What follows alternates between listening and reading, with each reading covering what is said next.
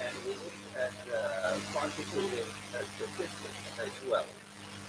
Jordan is one of the countries that has abided by the conventions related to human rights and refugees, and especially the ICCPR, and also the cultural and economic rights. And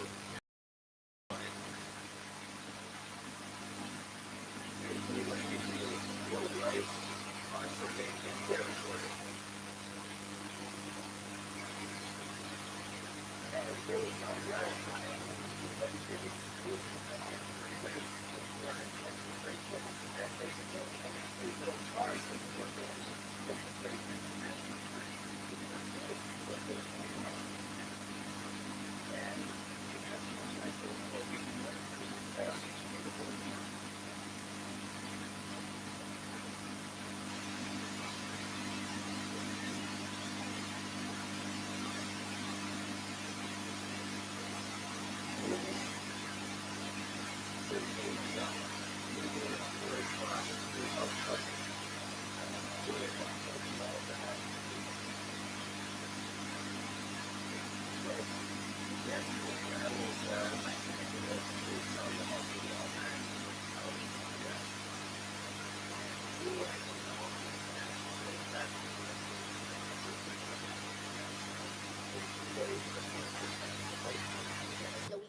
and whenever I would travel and I would tell people about Jordan and King Hussein and King Abdullah, they would recognize Jordan because they recognize the code of, or the ethical code of the Hashemites.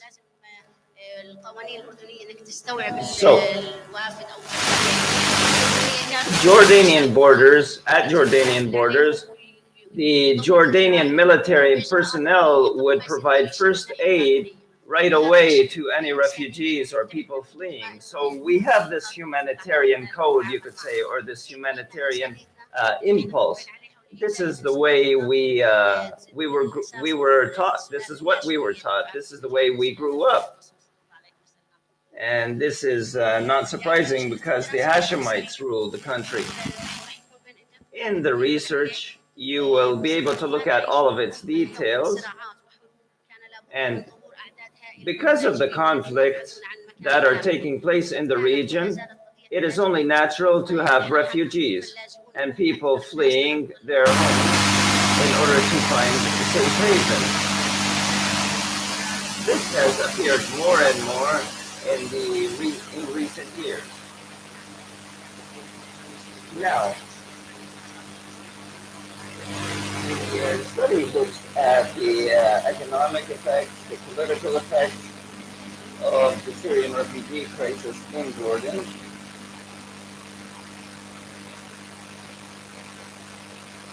Now, the goals of the study include the following. First of all, providing an overview of the situation of refugees in Jordan, showing the economic effects, the health effects, showing the Jordanian efforts in dealing with Syrian refugees in Jordan. There are a number of questions here, which includes what is the effect or what is the result of the Syrian refugee crisis in Jordan in different dimensions. I will also talk about the economic effects and the health effects very briefly.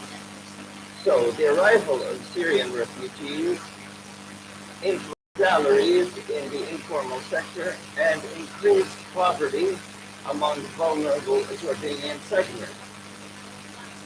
And it has also influenced tourism and has made tourism recede since 2011. And this became worse between 2015 and 2018.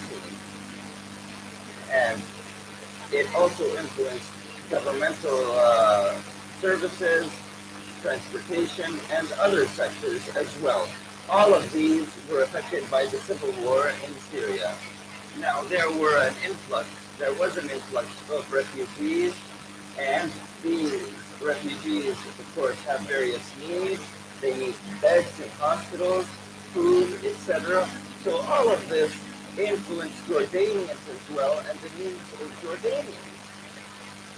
Also, there was a lot of pressure from the Syrian asylum, especially on sanitation, education, municipal services, the industries, housing, and it also influenced the treasury.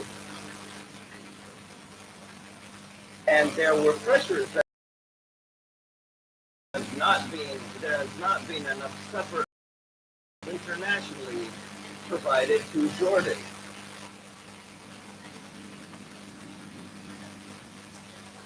As for the budget, the overall financial impact was beginning from 2012 all the way up to 2017. $10 billion was the amount that was affected, and the indirect expenses annually, based on a study, were estimated to be $3.1 to $3.5 billion annually. As for the educational sector, Asylum affected the education, and it imposed a challenge on the Ministry of Education. And some effects include overcrowdedness in classrooms and the two shifts at schools, in addition to influencing the plans of the ministry and a transition towards comprehensive schooling. However, the government has abided in receiving the refugees, and therefore the international community should not abandon Jordan in facing this crisis. As for the health dimension, the health dimension is subject to international conventions, but the health sector has been affected greatly, and it has led to more requests for health services. And as I said, it influenced the capacity of hospitals when it comes to beds, when it comes to medications available.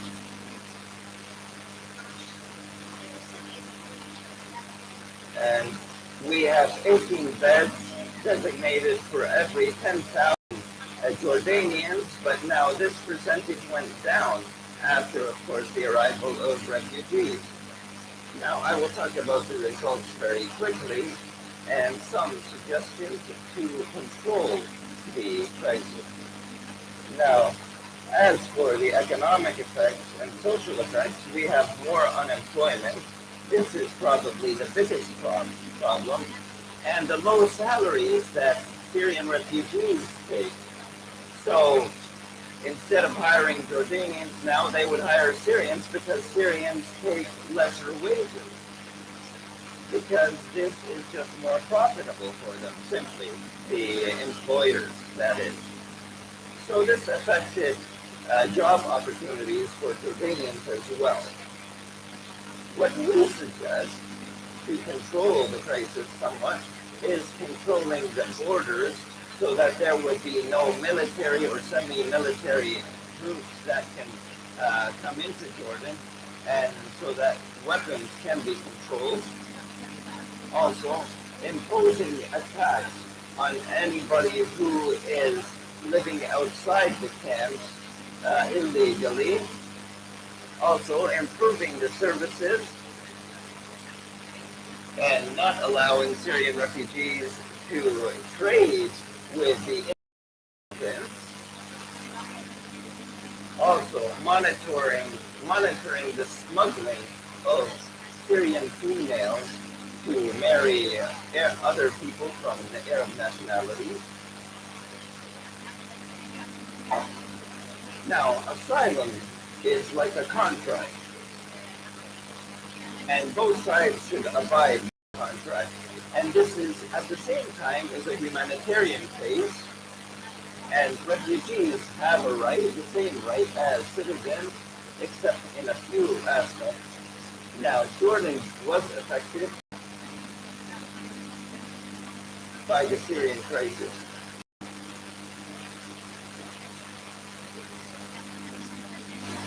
And was able to properly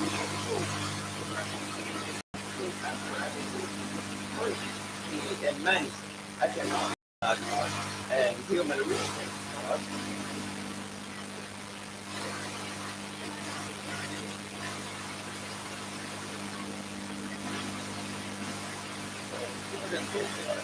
Jordan,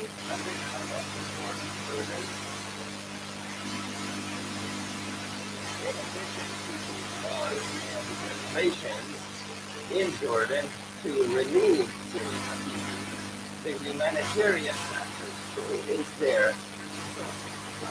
Syrian homes or Syrian houses were prepared in their through neighborhoods, communities. People pitched in and tried to assist them, to allow them to live properly in a dignified way, side by side with Jordanians.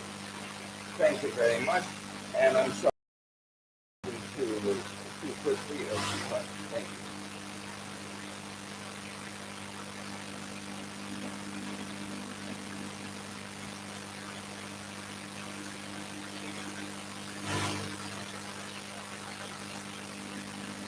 So now the paper will be presented by Walid al-Awema, and it will be about the national security. He is a professor of international relations at Malta University. He visited a number of countries such as the US, Canada, and Germany, and he authored 3 books and numerous other articles. He participated in 52 conferences and symposiums, nationally and internationally, and he has discussed more than 56 theses, PhD and master's theses. He is the head of the media department he was the head of the media department at the Hussein University, and currently he works at Malta University. Dr. Waleed, please go ahead. Peace be upon you, and prayers be upon the Prophet Muhammad. Firstly, allow me to profusely thank the University of and its president and those who have organized this conference, and particularly I would like to mention Qasim Jameel, who had a very effective role in organizing the conference and making it succeed. And this is the second type of this conference at this university. Also, I would like to thank Dr. Asylum and my other colleagues here on the stage, and I would like to thank you for your attendance. My paper is similar to Dr. Fatim's paper in regards to the effect or the consequences of the Syrian refugee crisis on the national security in Jordan. And when I began thinking about this effect or these consequences, I started looking at the aspect which I'm concerned about, which is the political dimension and the security dimension. So what is the direct impact on the political and security dimension? So national security does not only mean security per se, but it is actually more comprehensive than that. So it has political dimensions, social dimensions, etc. When looking at the Syrian refugee crisis, since 2011 till now, we see that there are many statistics, and there is about 1.4 million Syrian refugees in Jordan, and 93% of them live outside the camps for sheltering refugees. So 93%. This is a big burden on the Jordanian state when it comes to the security dimension and the economic dimensions as well, because this influences the infrastructure, and it is also affecting the social dimension. So I was paying attention to this. The other thing that I saw in this paper is this.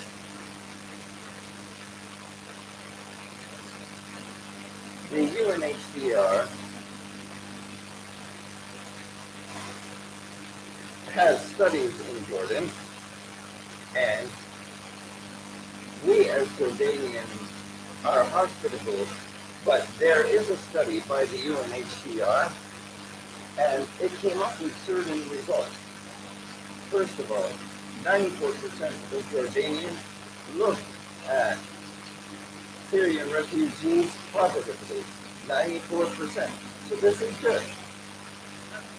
Another thing, 73% of the sample has the readiness to help refugees individually. And Dr. Fatim mentioned this. So even Jordanian families in the north, in Masra, where there are a large number of refugees, they tried to assist the refugees, Jordanian families. And so we also have this international study that confirms this, it corroborates this. So we look at them as gifts. And we also have a social relation with Syrians. Yes, we have long borders with Syria, 350 kilometers of borders, but we also have social relations with Syrians and marriage between Jordanians and Syrians from a long time ago, between the Jordanian tribes in the north and the Syrian tribes in the south. Another thing, when the Syrian crisis began, the UN complimented uh, and praised Jordan's role in sheltering Syrian refugees, and everybody knows the weak economic situation of Jordan. So there were countries that pledged through the UN to present $2 billion in assistance to Jordan. 2.2 billion. Unfortunately, only 781 million was received. And the difference was the Jordan state was responsible for the difference, or has to take care of the influence the Jordanian economy negatively as well. Now,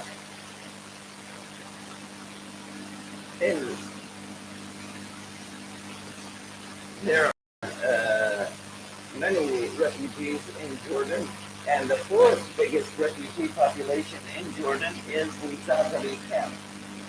And like I said, 93% of refugees are in the towns and villages. So it's like we have a time bomb.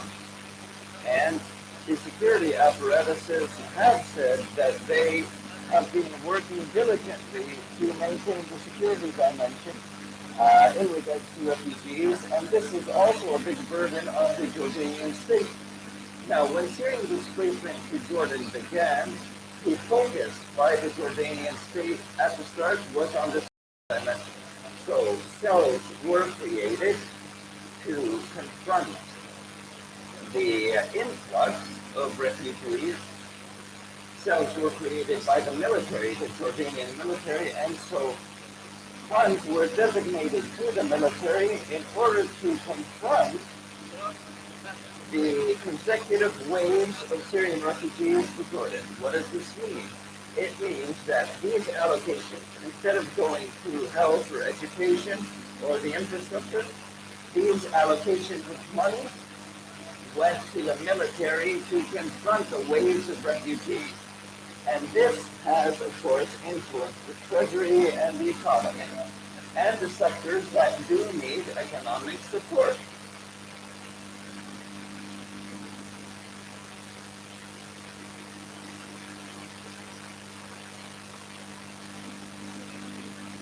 There are other things that I wanted to refer to quickly. Now, it is noted that we are talking about 1.4 million Syrian refugees in Jordan. And a number of these refugees have extremist ideologies and spread these extremist ideologies within Jordanian society. And attacks have resulted, terrorist attacks have resulted from this as well. So sometimes somebody would come in as a refugee, but that person would have been in a terrorist cell or a terrorist group in Syria. And I mentioned this in a previous conference. So in Jordan, between 1991 and 2020, we had 56 terrorist acts in Jordan. In some of these terrorist acts, there were people who came with Syrian refugees who implemented these attacks. So I'm not saying they're the Syrian refugees themselves, but some people who came with them to Jordan. The weapons trade has increased in the northern governorate as well. My colleague talked about the economic challenges and the influence on the health sector and the education sector and the accommodation or residences. And in the north, the rents have increased by 78%. And in some instances, Even Jordanian tenants would be expelled, and Syrians would be put in their place because the Syrians are receiving assistance from international committees or entities. Now, the Jordan government has issued a decree that Syrian workers need to be treated just as Jordanian workers and not like Egyptians or others, which means that he does not need a permit. The Syrian workers do not need a permit, and therefore Syrian workers started to work more and more, and therefore this negatively impacted Jordanian workers because Syrian workers would also pay less salary as well, and the health sector faced problems as well.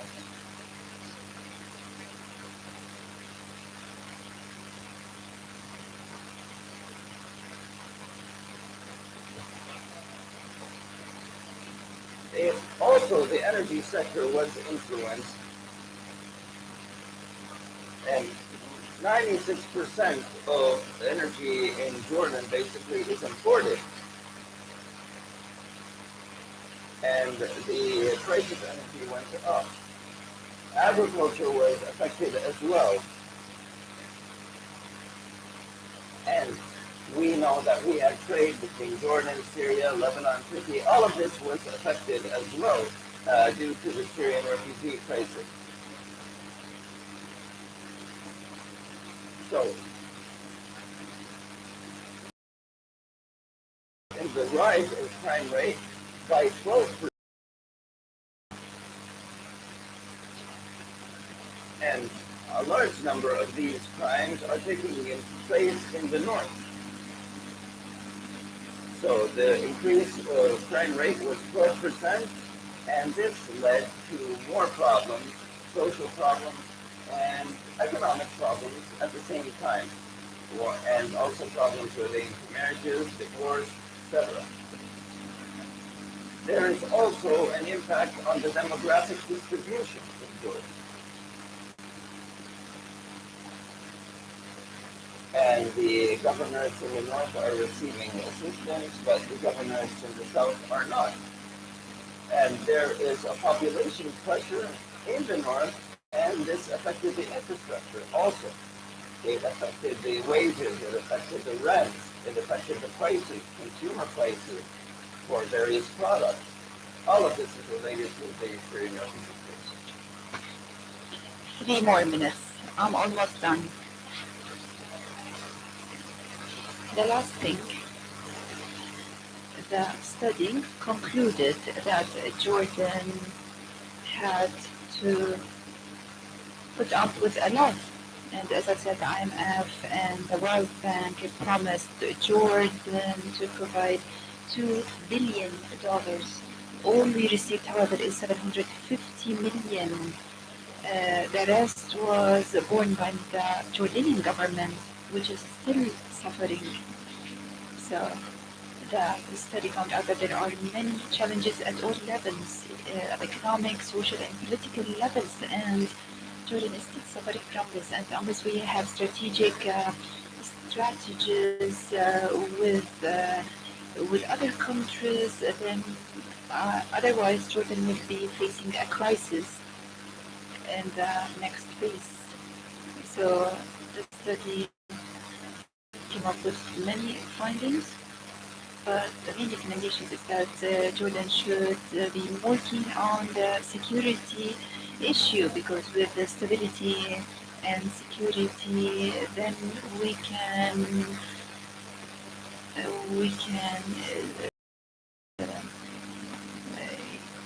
climate or environment, and unless we have security and stability, then the situation will get worse.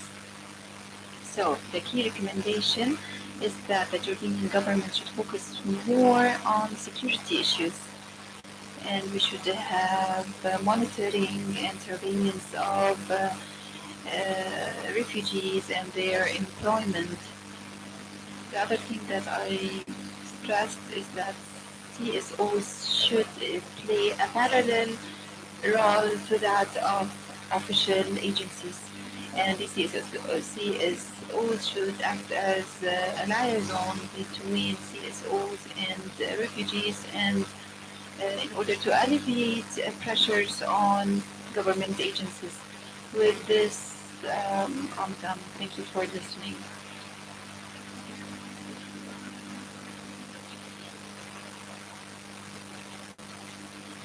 Now we have Khabar Sarhan and Ismail Hassan on the impact of Syrian refugees on border points. So we have Dr. Khabar Sarhan and Dr. Ismail Hassan who will talk about this. He's an ex-military and he works in the history department in Al-Bayt University. He's got many publications in many journals, and he participated in many conferences and even professor for more than one book, and he's a social activist. Dr. Asma, on the other hand, she's an associate professor on modern history. She works in Jabara University, and she has several positions at Jabara University. She's head of the history department since 2 years, and she participated in many conferences and seminars. Welcome, everyone. Is the economy?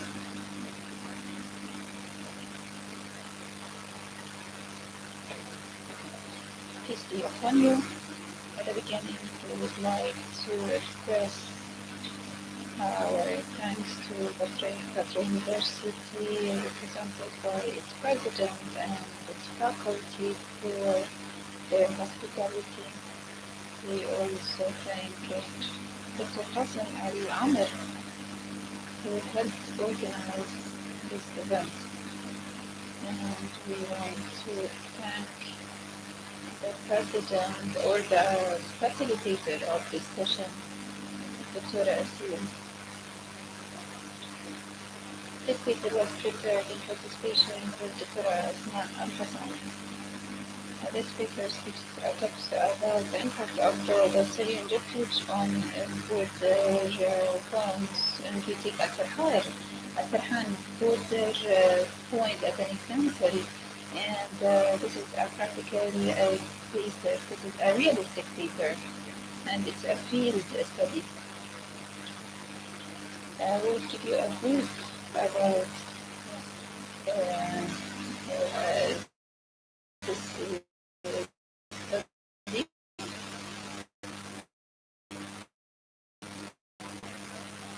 Review points covered from. Points have witnessed waves of refugees starting with refugees from Syria after Mysalun battle, and refugees continue to cross Jordan borders until today. Jordanians have suffered from many problems resulting from the waves or the and the Jordanian officials against this were trying to draw a positive image, and they tried to compliment and to hide what we were facing, or the challenges that we were facing. Another one of the imams says that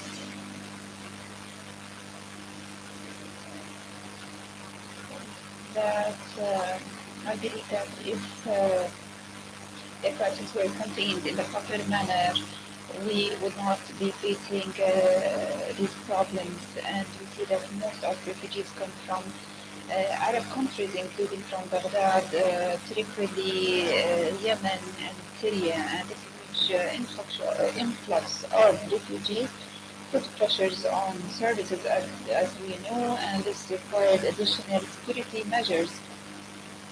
As my colleague said, there were elements belonging to terrorist groups that we had to address. That was a problem that we had to address. This requires our security agencies to put more effort. And among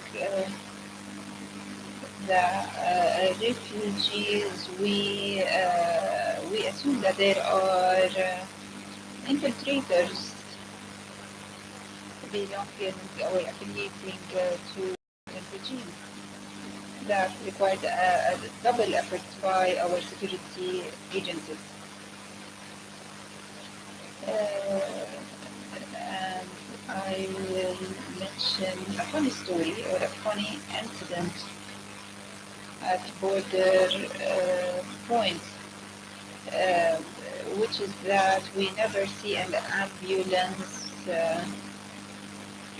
going or heading to border points for a woman giving birth, because the civil defense are under lots of pressure. However, every night the ambulances are called to take the patients, Syrian patients, to hospitals. Unlike the situation before, where we rarely ever see ambulances called even for a woman to give birth. But now the situation changed, and it's really noisy. We can't sleep at night sometimes because of the sirens of ambulances. I want to talk about Al Sarhan border point in Masraf Governorate, and it's so close to the Syrian border. It's only 20 kilometers away from the Syrian border, so, and we have some villages and districts there, and giving its proximity to the Syrian border, and given that we have 3 border points there. First we have Sabat Sarhan and Jabir and another border point. And so this district specifically was impacted by the influx of refugees. The district of Sarhan received tens of thousands of Syrian refugees, some of them who settled almost permanently there. We have between 12,000 and 15,000 refugees who settled permanently there. The total population of this district is 35,000 to 40,000 now, and 35% of whom are Syrian.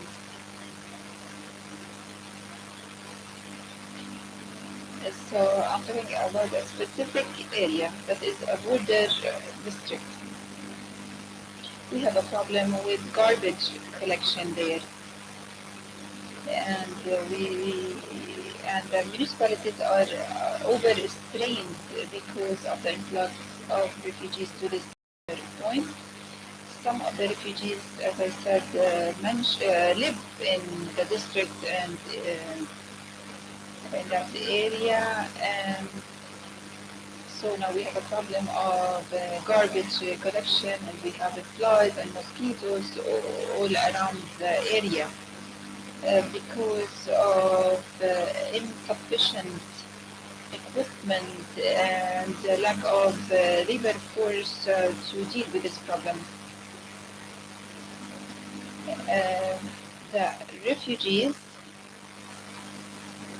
The refugees rent the houses not permanently, temporary, and that's why they throw garbage on the streets because they don't consider them as permanent residents in these district. So the trash and garbage collection is a problem in that district. And as I said, we don't have enough garbage collection equipment at the municipality there.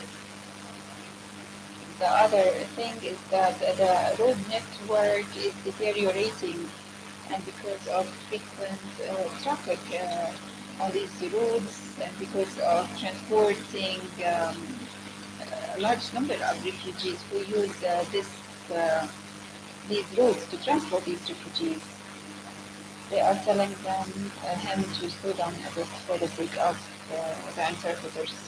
So this border point led to more traffic on these roads to transport the refugees, in addition to military vehicles that use these roads. Uh, we hear about grants and assistance coming to Jordan, but we don't see the impact of these grants and assistance on the ground in these areas. In addition, we have the problem of explosions and firearms. And we kept hearing explosions, strong explosions over across the border. And my son was studying for his exams, and he couldn't study because of noise resulting from explosions. And in addition to that, other children suffered in that area. As for the health sector, we said that we have a problem with the ambulances transporting Syrian refugees to clinics, and now there are pressures, or the health centers and clinics there cannot deal with this large number of patients. And there are shortage of medicine because we have queues of refugees seeking medication in Jordan, because these medicines are offered for free, or sold for free for them, in addition to shortages in medications to treat chronic diseases, including hypertension and diabetes, in addition to other heart-related problems. So they don't, citizens no longer find these medicines or medications. As for women in that area, previously we used to cook for guests. However, currently these Syrian ladies are selling food, are preparing food and selling food, and so women now, or our wives, no longer want to cook. They want to buy food that is sold by these Syrians. So that has affected us.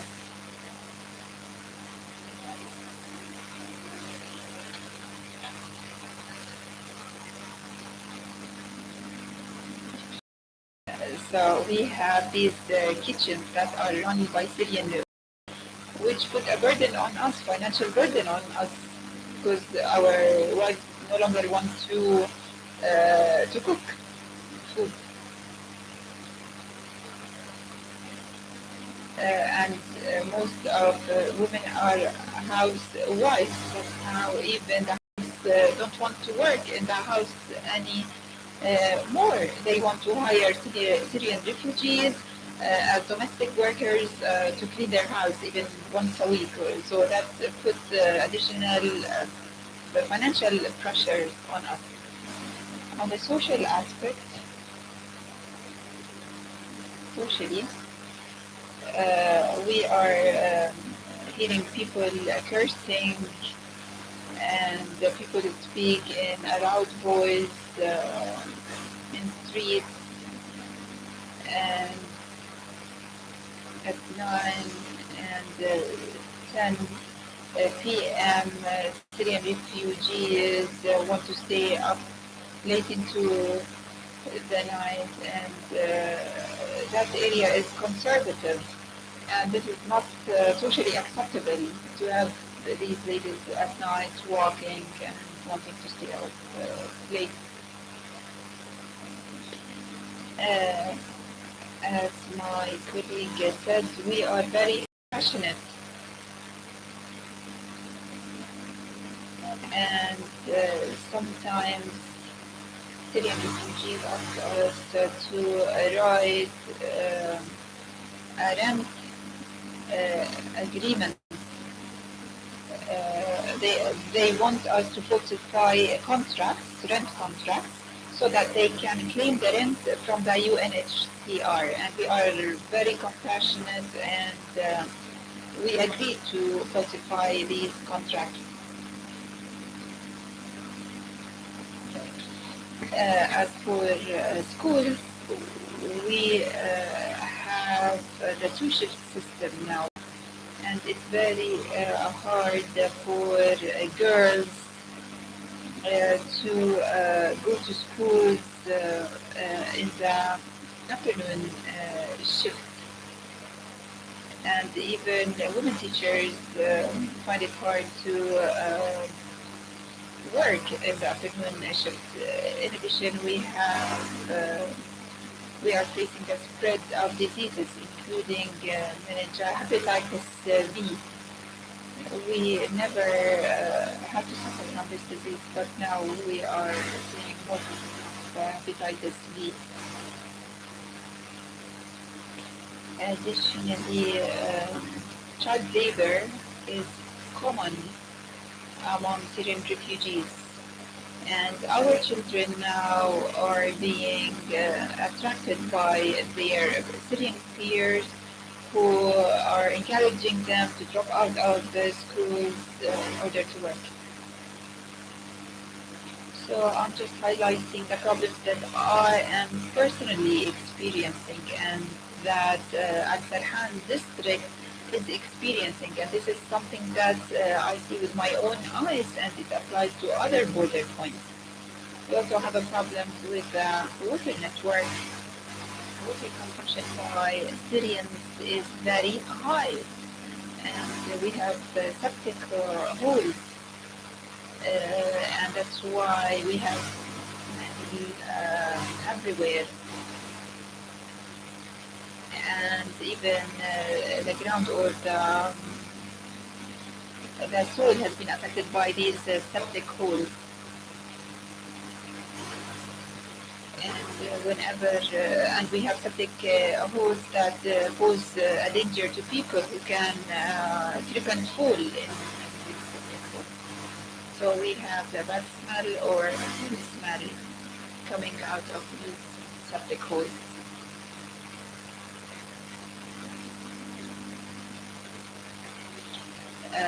So they're telling me to stick to the time stop. I believe that all international organizations should provide assistance to local residents or to the local communities, just like they do to Syrians, with Syrians. Health centers should be provided with assistance. We need to work more on sanitation and the drainage system. In addition, we need more equipment for target collection, and we need more assistance in the area of preserving the environment. Jordanian, and we need also to encourage our women to work. Will not be met with satisfaction by women, but I encourage our women to work just like women refugees work. Time, but this is a field study, and I'm just portraying what we are experiencing. Thank you. The fourth participation is entitled The Position of Armed Groups Towards International Organizations. The presenter is Dr. Marwan Shhada, who is a trainer or a coach, and he's a consultant in Doctors Without Borders. Thank you, Dr. Asil. Thank you, dear participants, and I want to thank the University of Petra for their kind invitation. This study is part of a book that was issued recently, and it was translated into 3 languages, into English, Afghan, and French. And it translated to 3 languages, which is Afghan, French, and English. The authorities have armed groups in Afghanistan.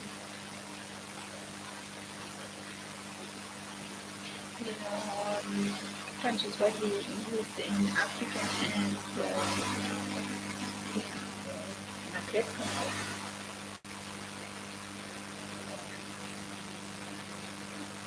And Afghan uses, and we know that Afghanistan and the conflict starting with the Russians and the US and infighting. Reviewed the situation and the literature, and I found out that there is a lack of information about the safety procedures and the protection provided to international organizations and to doctors. So we have a protection that many are unaware of. So I conducted in this study a comparison fact and between what we have in Islam. And it gives a modern Islamic perspective. Many figures, some of whom are leaders of these groups, and I met with scholars as well. And I quote here Imam Ali, who said that people are classified into 2 groups. Either a brother in religion or in Islam, or he is similar to you in his ethics. So if you're not Muslim, then he's equal to you. He's your counterpart.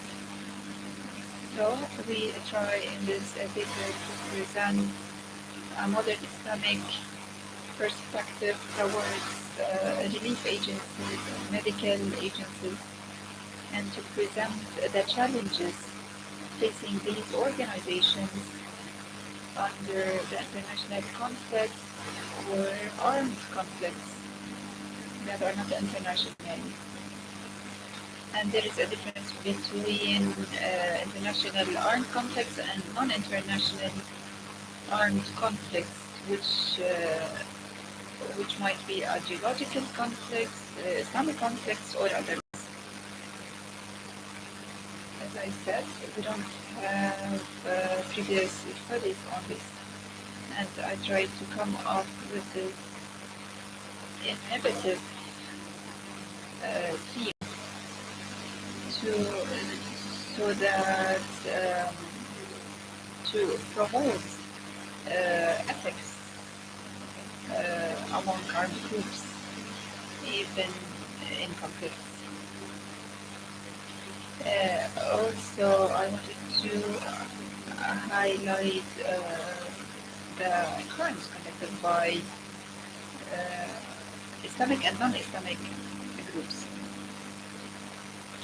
We also try to highlight the rights of citizens or people who are not fighters. Fighters are the ones who hold the guns, while those who do not carry guns are the civilians. And when you say civilians, that includes the hospitals, schools, places of worship, local factories that are not used in producing military equipment. This study also defines international organizations, and it refers to organizations making up the international community, and which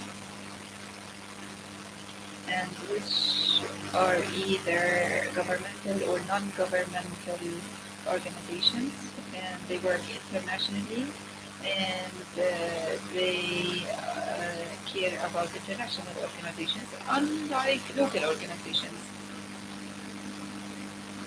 Scholars define international organizations as a body that is made of a number of countries that agree to the establishment of this organization in accordance with a statute that defines its roles and responsibilities, and which enable it to ensure its sustainability. We are not talking about official international organizations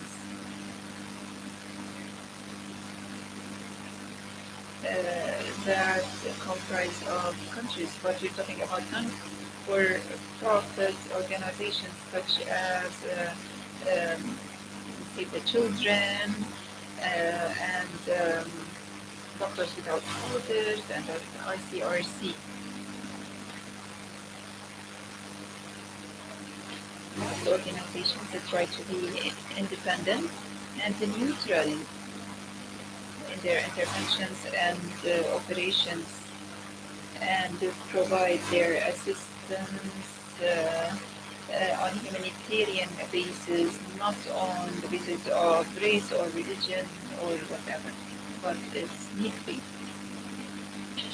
or based on the needs of vulnerable people. There are two principles in humanitarian law, which is making a distinction between combatants and non-combatants, and also relativity.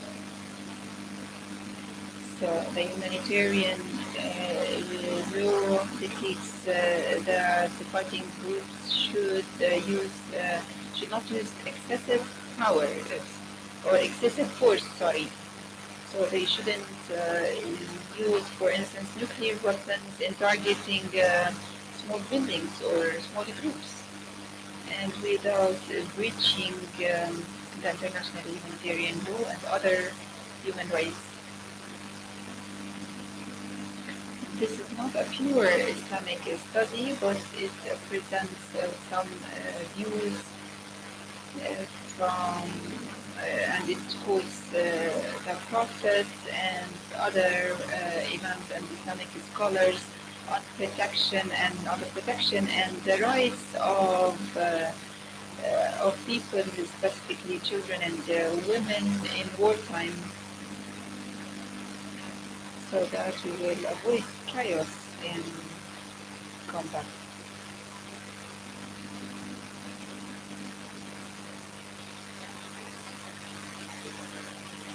As mentioned in international reports, many victims fall because of drones.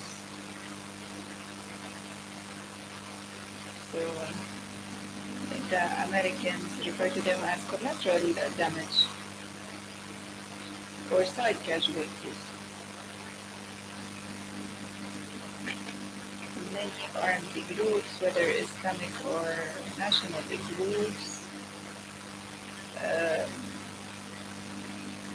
due to their operations, many people fall victims to these operations. But does Islamic law allow the targeting of civilians? In my views and going back to the literature, I found out that Islamic State put in place controls for the operations of combatants, and it does not allow for targeting civilians or civilian buildings, including farms, worship places, or even plants or the elderly. Combatants should never be targeted. This is in Islamic law. Taliban was accused of targeting civilians in its military operations, and that it was targeting the staff of international organizations. But it turned out that the international alliance was the one who targeted these, and Taliban issued statements denying this. And those who are interested can review these statements, which are included in the study. And the position of those I met from the Islamic and Arab world say that international organizations can still operate under certain controls. First, they should not be missionaries. They should not be missionaries, and they should not do activities that target religion or the cultural identity.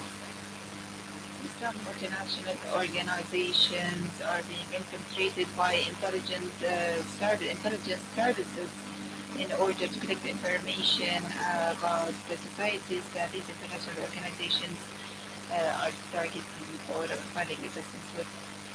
A scholar, Randur, said that he mentioned four things in this context. He mentioned the Islamic Revolution in Iran. And we had many similar groups in Iran and Saudi Arabia in 1979.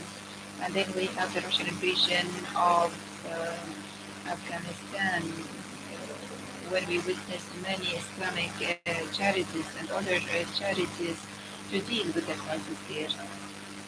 And the third reason for having these charities is the hike in oil prices and the increase in unemployment and poverty. And the fourth reason is the Israeli invasion of Lebanon in 1982 and the continuation of the Zionist occupation of Palestine. These four reasons led to the emergence of these Islamic charities and other organizations. Also following the September 11 events, we witnessed the trading of accusations in which many organizations were accused of undertaking of being missionaries and of acting to collect information on the locals that they were serving. I will not cover all the pieces or all the information in my paper. However, I have some tips to provide for international organizations. And we hope that organizations or the staff of these organizations will not be kidnapped or they will not be harassed, and it's important to know the protection contractors. So these are tips to international organizations. First, they should receive permits to allowing them to work and operate in the area where these armed groups are operating. In addition, they should present a list of the names or the staff that is working them. And these international organizations should avoid the following. They should not carry out any espionage work. They should not take any photos of these groups or military installations, etc. And they should not act as missionaries, and they should not try to promote a religion that is not the same as the religion of the locals. In addition, they should not target our traditions of that locality, and they should reduce the number of foreign workers, and they should only stick to the principle of neutrality, and they should flag their logo.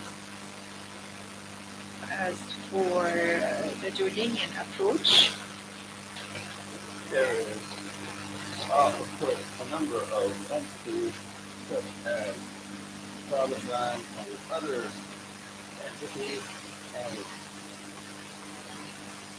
their various entities. These entities want to monitor the work of international organizations. In regards to the Jordanian approach, based on my work with international organizations, I found that the Jordanian state has bore a responsibility and presented legislations and laws and regulations to organizations to facilitate their work. And also it allowed for governmental agencies to follow up on the work of these organizations, provide them with permits, licenses, monitor their activities, etc.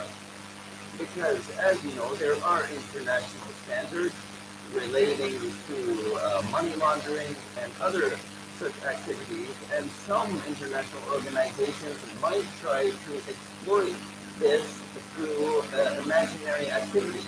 So I think that the Jordanian state is towards international organizations and providing facilities and facilitation as needed, whether at the level of ministries or other governmental agencies.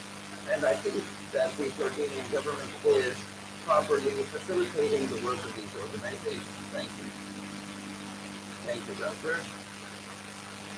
Allow me to host the fifth paper with the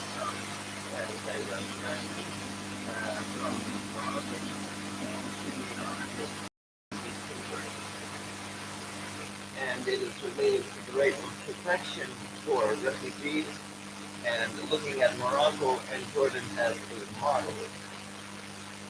Dr. Saeed al-Osmani is a specialist in international law and works at a legal clinic for refugees, and works also in the University in Funda. Welcome, Doctor. The floor is yours.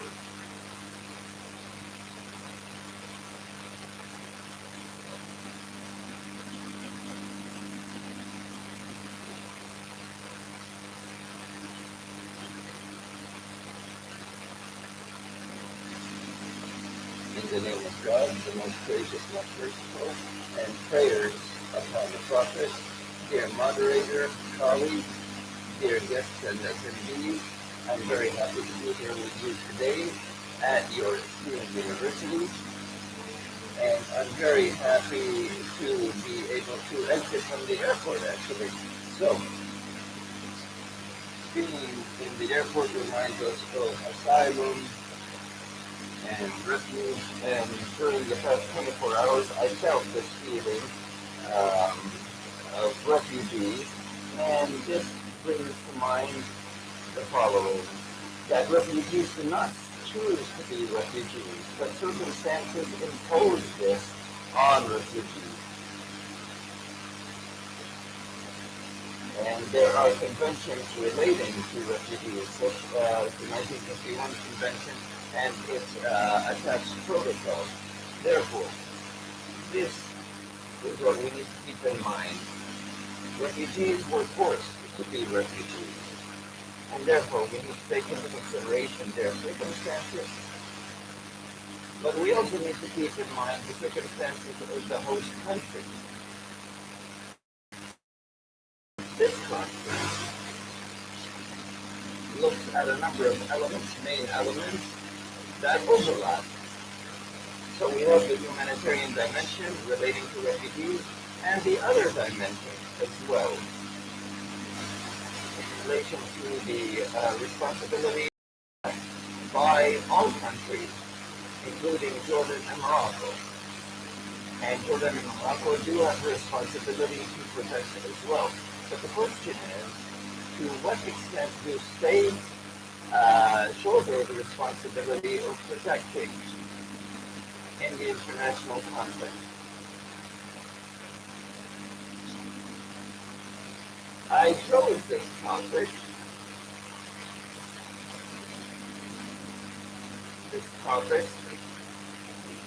relating to the legal dimensions here.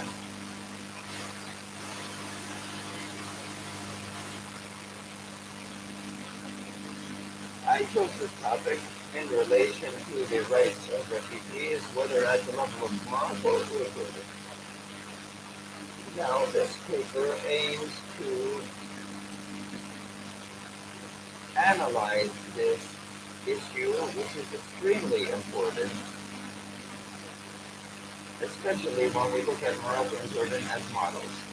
Now, as you know, Morocco transformed from a receiving country to a settling country. So, at a certain point in time, Morocco was only a country of transit for groups of people who would go to other countries, but now it has become a settlement country for refugees. And we also know that Morocco and Jordan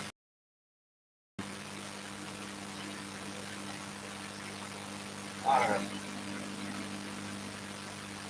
countries who do not have extremely wide resources, economically speaking. And I'm not going to delve into the details of the economy or the percentages or the development of the economies of the two countries, but we all know rather, that they do not have natural resources extensively or petroleum otherwise. However, there is an internal administration in both countries which makes them stable economically and socially and politically.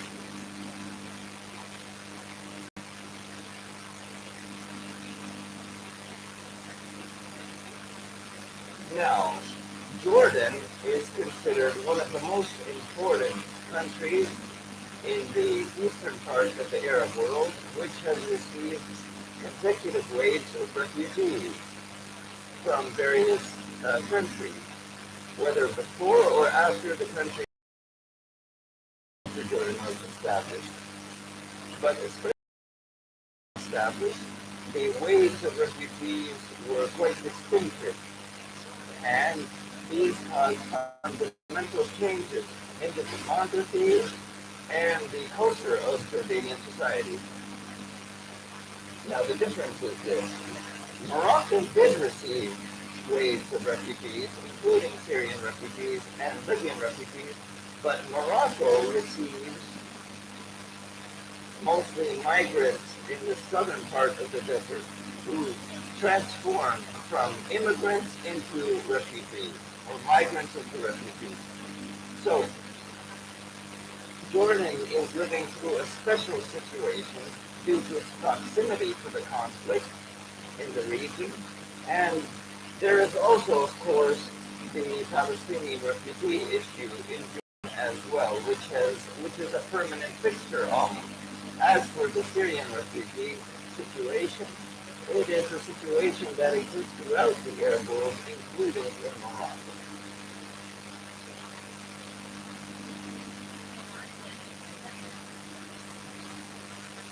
These characteristics have made Jordan at the international level one of the most important countries which has stood by the refugee issues for humanitarian and ethical and religious reasons. Even though, as we've mentioned previously, Jordan has very limited resources, which does not allow it to confront the crisis on its own. So it does require international assistance. And of course, we know the stability in Jordan, and this is why Jordan was selected as a destination for many refugees or displaced persons. This has led to changes in Jordanian societies. And there is an absence of Jordanian legislation in relation to refugees in particular. The situation of Morocco is not that different from Jordan in this regard. So, there are many African countries which people are migrating from. And Morocco has become a state of stability or a country of stability, not a country of transit. And this means that there are certain obligations economically, socially, and politically of the country.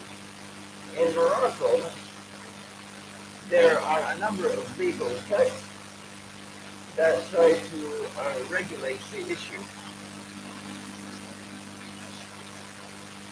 And there is also the draft law 6617 relating to refugees and asylum and its application. I will not speak too extensively about this because the paper includes many topics, and I will only talk for 2 minutes about a few things. A few things that need to be pointed out. Jordan did not sign the 1961 Convention relating to refugees, but despite this, it adopts an open border policy for refugees who are fleeing. At the local level, Jordan tries to provide social cohesiveness through programs it has provided and creating facilities such as cultural centers to provide services to everybody. So it does not discriminate between the locals and the migrants. There are also programs directed to people with special needs. And these programs, or rather civil society organizations and the governmental agencies are involved in these programs.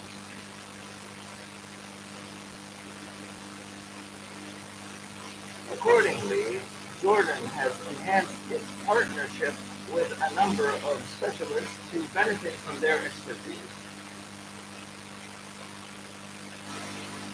There is a Jordanian response plan by the Jordanian Ministry of Planning, and in this plan they are working with various international entities to find solutions for healthcare and education and so on.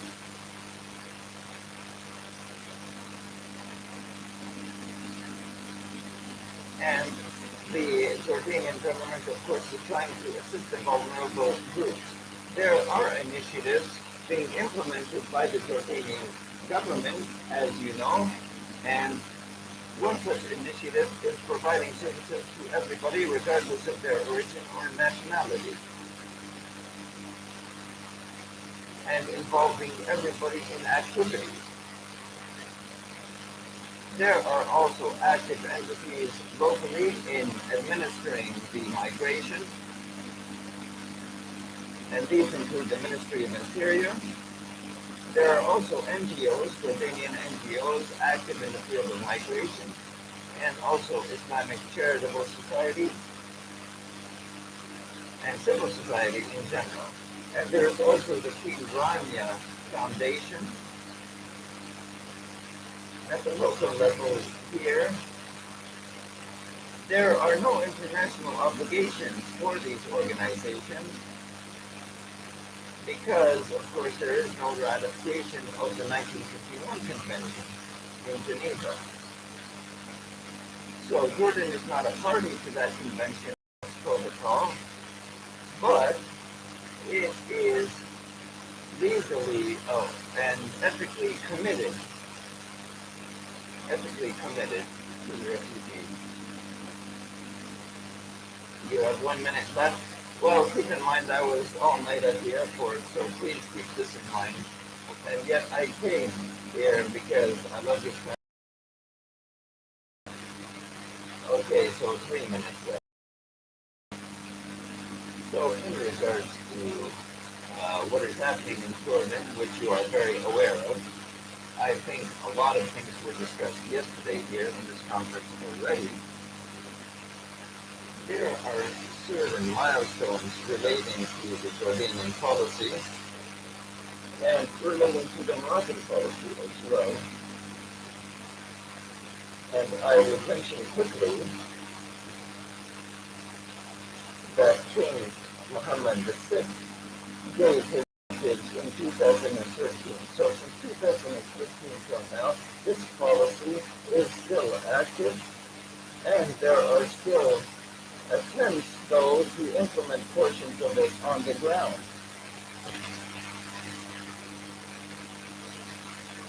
This national policy for refugees provides solution in relation to asylum. And it includes the respect of human rights, integration, facilitating access to accommodation, healthcare, and education. There are also other dimensions that are being worked on in collaboration with international entities.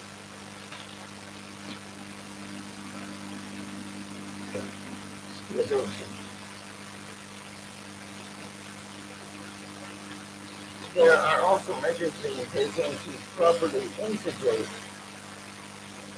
refugees within society in Morocco. And this is a part of a policy for refugees in general.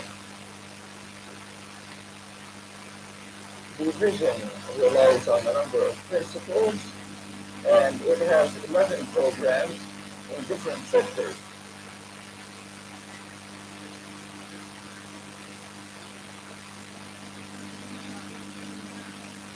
So we have a humanitarian approach, a comprehensive rights-based approach, where we have respect of international law and continuous cooperation with different entities. And as I mentioned before, there is joint responsibility here.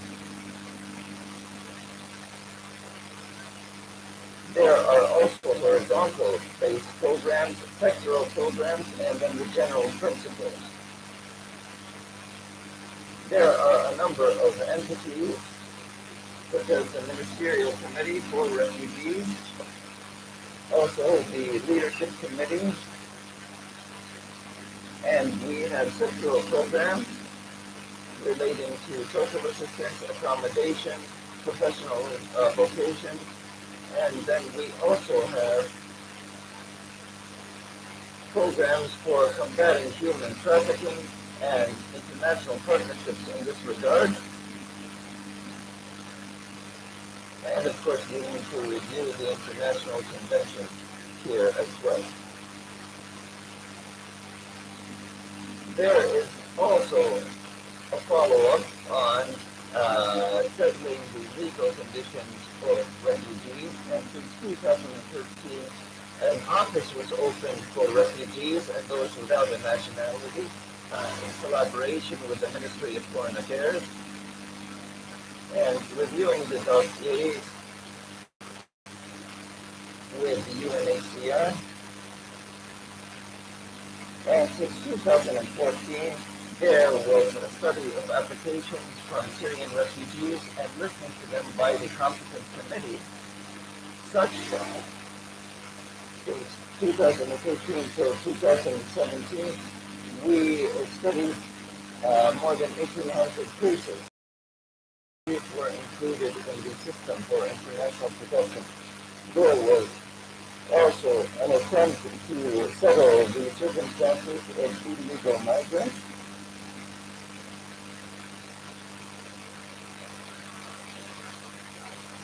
And there was also a national committee formed for appeals, and a number of offices were opened as well in order to provide logistical assistance to the refugees.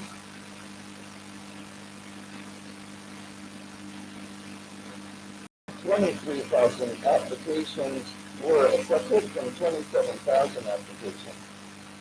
I'm sorry, please forgive us. We will give you the final 2 minutes only.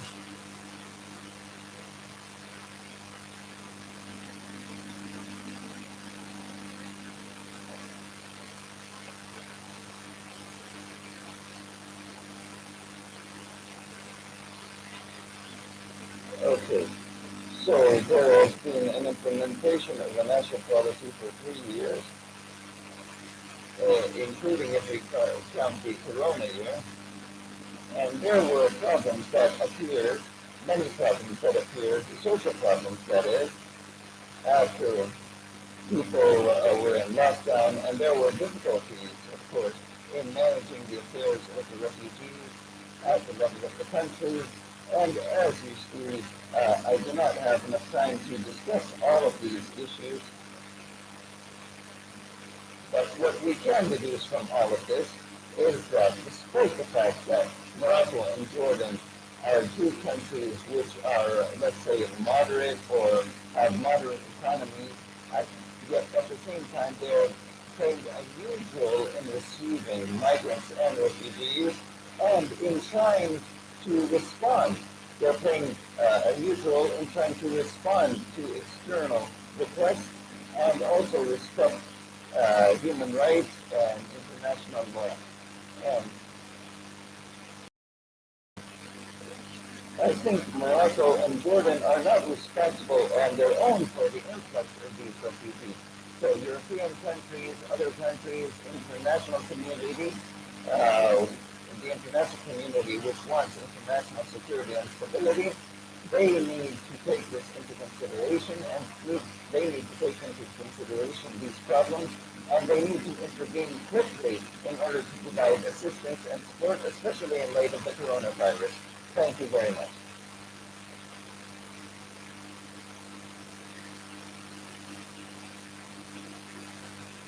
So thank you very much. The floor is now open for you for presenting questions to our guests. Go ahead.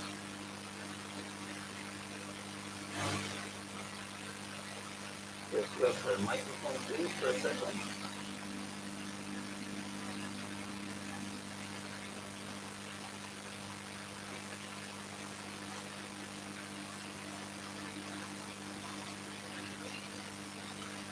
Please just introduce yourself and then tell us who your question is directed to.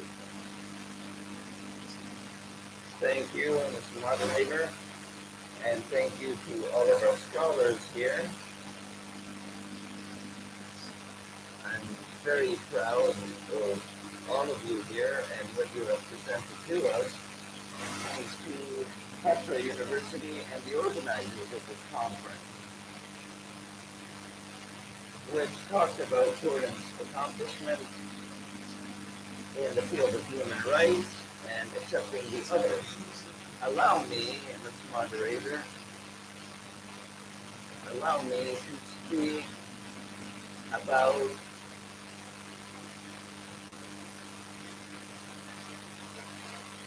something that took place before even Adam was a human being.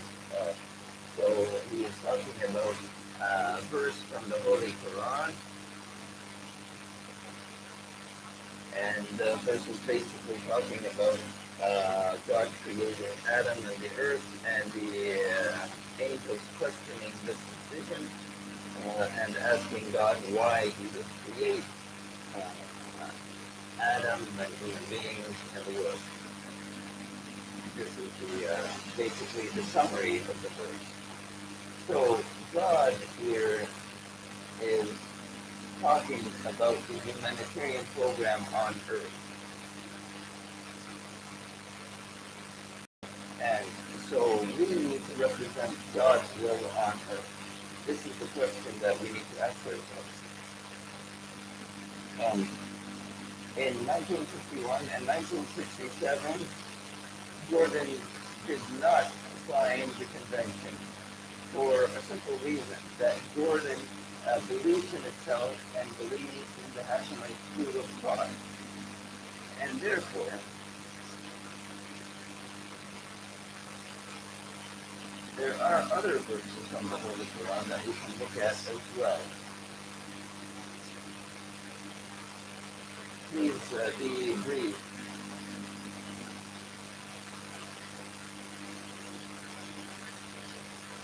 Now, in regards to the Jordanian military, please, we want to give the chance for other people to speak. Since the military, the Arab army, the Jordanian Arab army was created, it has been serving the Arab world and the Arab nation before Jordan even. So, we need to keep this in mind. We need to keep this in mind and the services that the Jordanian military has provided. We have 375 kilometers of borders between us and Syria. And we also have a long confrontation line with the enemy, the Zionist enemy. So, I believe that we should all stand in honor and respect of the Jordanian military. If it were not for the Jordanian military, we would not be here right now. We need to be honest. If there was no security, we would not be here right now. Okay, so when it comes to 1951 and 1957, okay, we need to give a chance to others to speak. Just give me 10 more seconds, please. When refugees came to Jordan, the Jordanian culture and the Hashemite culture is what led Western countries to partner with us and confront this crisis. Okay, please be brief, Doctor. Thank you. Please be brief. Thank you. I don't have a question, but just a comment, a simple comment in regards to what Dr. Marwan said when you were talking about international humanitarian law. You talked about discrimination, I think, and said something which was, I think, conflicting countries, but we could have other entities, not just countries, that are at conflict. So I think that we need to talk about the conflicting entities. These entities could be countries, states, or they could be groups or otherwise.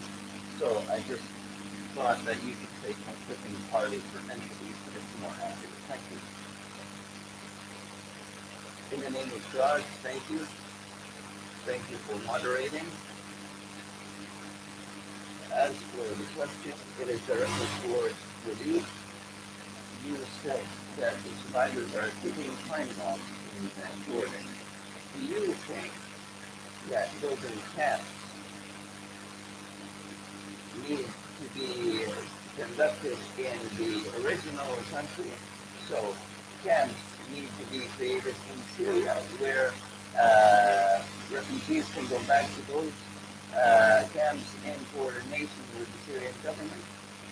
So instead of building a camp in Jordan, building it in Syria, even at their border, inside Syrian territory, and this way there could be a gradual return of the refugees. Another question. When we have asylum applications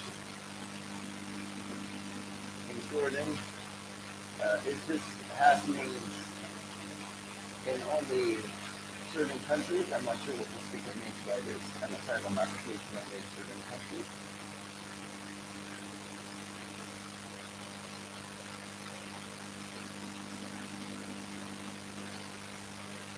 Dr. Khalidan Masabo. Dr. Walid and Dr. Ismail. I just wanted to add that we are a people who have become accustomed to migration. 6 migrations since 1948. So the Jordanian people have become accustomed to receiving refugees, even at the popular level. People have opened their homes to refugees since 1948, even before government. So, in regards to security, we cannot only say that security is important, but there is a societal explosion as well. There is pressure on water, on healthcare, on education. We have been suffering from a water crisis recently as well. Dr. Sabah, you did not talk about the problem of marriage to Syrian females.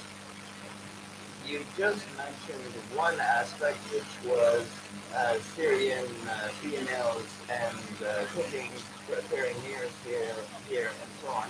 But you did not talk about marriage to Syrian females and the social of this issue. Also, we say that there are shortcomings from governments throughout the world.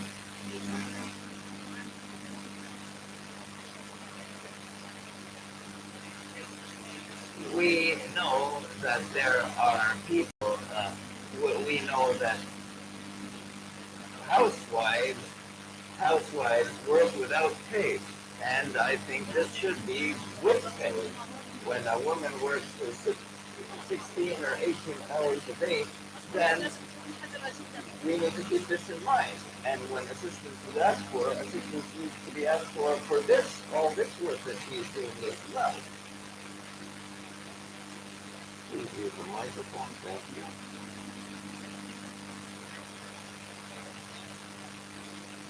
I'm a student in the Faculty of Law. My question is, in light of the political and security suffering that we have, and the economic suffering that we have, because of Syrian refugees, what are the options or solutions before the Jordanian state to minimize this suffering? Thank you. The last comment is this: if we go back to the Islamic Sharia, then the husband needs to serve people at home, but without pay. So this needs to be kept in mind. Sometimes, though, women do not allow us even to enter into the kitchen. Let's be honest here. I work in the humanitarian field in Jordan, and I understand the burden that Jordan has bore economically and otherwise. And I also recognize the burdens that Jordan has paid. It has paid more than $10 billion to host Syrian refugees. And I wish that there was a study for the expenses that were borne by civil society organizations as well. But I noticed that some papers did not talk about certain things. So, for example, rent. Why am I saying that the Syrians are the cause of the rise in rents, and I did not say that the Jordanians caused the rise in rents as well? Also, Syrian laborers are cheaper. We are participating in these social problems, and I have 3 questions. Firstly, Asylum, in regards to the health dimension in Jordan. First, we were providing free health services. Then the services were provided to Syrians in the same way as they were provided to the Jordanians. But for the past 4 or 5 years, now Syrians are being dealt with as foreigners. So now they are paying these bills to governmental hospitals and private hospitals. All right. The second question is to what is awareness. You mentioned accurate statistics, and you said 93% of the people are outside of the camps, outside of the refugee camps, and you said that they are a ticking time bomb. So the question is, why do they still have refugee camps? Let the Syrian refugees integrate into society as well. Now, we travel abroad because when we travel abroad,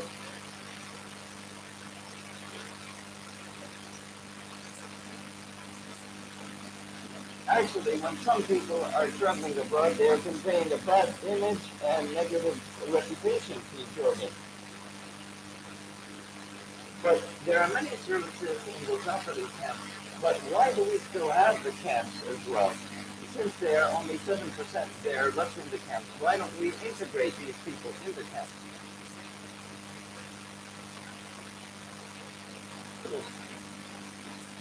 So we need to keep in mind that we need to ask ourselves why we still keep these refugee camps, even though the camps are somewhat negative. Dr. Khabar said something that is important.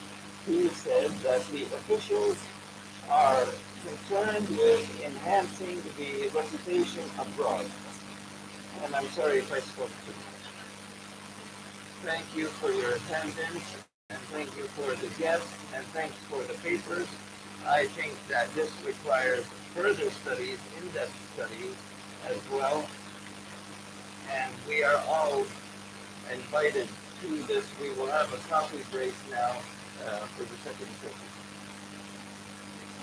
I don't know if we have enough time to answer all of the questions. Let us exploit the coffee break in order to answer these questions during the break itself.